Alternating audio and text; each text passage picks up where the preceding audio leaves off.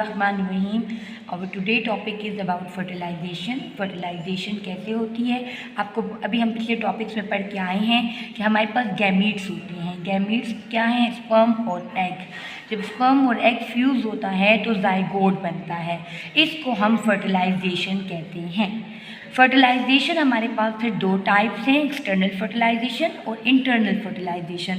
External fertilisation अगर हम discuss करें तो इसमें जो एग सेल्स हैं वो बॉडी से बाहर एनिमल ले करता है और वहाँ पर ही स्पर्म और एग फ्यूज़ होंगे बाहर बॉडी से, इसको हम एक्सटर्नल फर्टिलाइजेशन कहते हैं।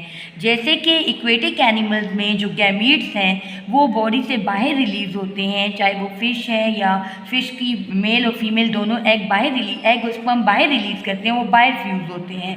लेकिन इस कंडीशन में गैमीट्स हमेशा लार्जर नंबर में प्रोड्यूस होंगे क्योंकि उनके वेस्ट होने का ख़तरा होता है। रिस्क क्या है? इन्वायरमेंटल हैज़र्ड्स हैं, भाई कुछ भी हो सकता है जिसकी वजह से इन्वायरमेंटल प्रॉब्लम्स की वजह से गैमीट जो होते हैं वो ज़ाया हो सकते हैं।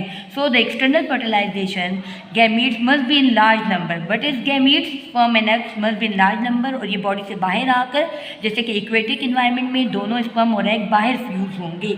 अब ये दो तरह के हमारे पास इनवर्टिब्रेट्स में और वर्टिब्रेट्स में एक्सटर्नल फर्टिलाइजेशन है।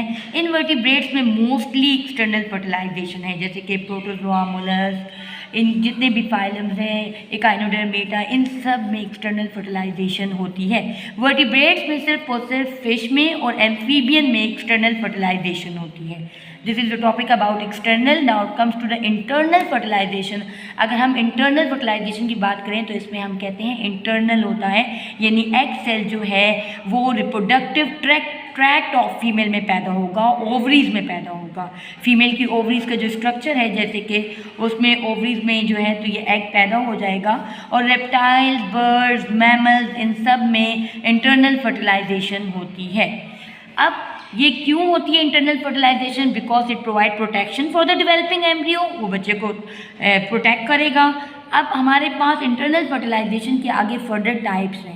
एक इंटरनल फर्टिलाइजेशन ऐसी होती है जिसमें एग अंदर ही बॉडी में फर्टाइल हो जाता है, लेकिन वहाँ अंदर बेबी नहीं बनता, वो बाहर ले कर देता है, और एग जो होता है वो बाहर आकर वो एम्ब्रियो बनता है या बच्चा बाहर आकर निकलता है।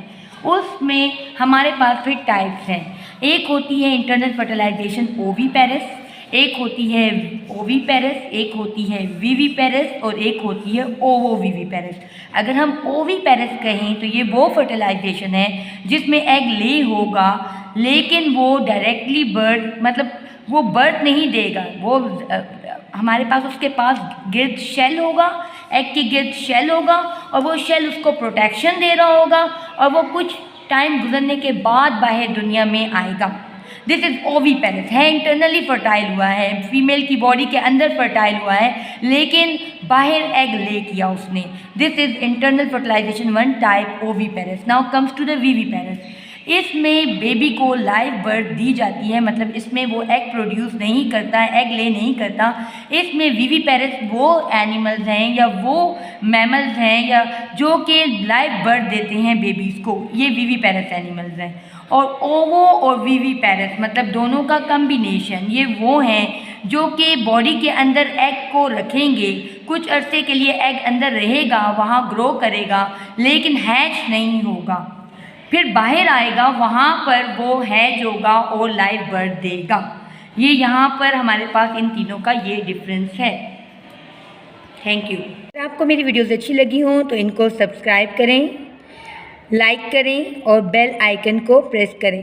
Thank you so much.